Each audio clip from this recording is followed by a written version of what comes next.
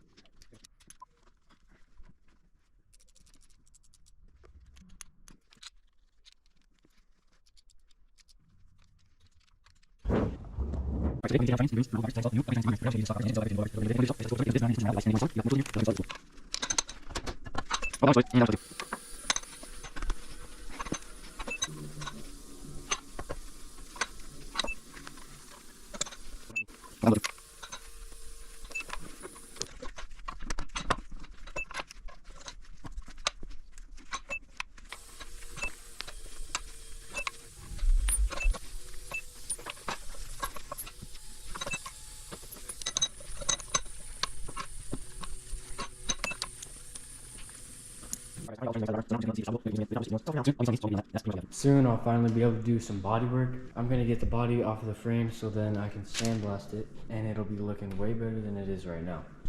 After that, the body is probably going to be sandblasted and painted. I'm not sure what will happen at that point, but we'll find out when it does. For videos coming up, I'm gonna be installing the oil pan and getting everything on the bottom end completely done for the engine. And then soon I'll be getting intake valves for these heads and then they can be installed.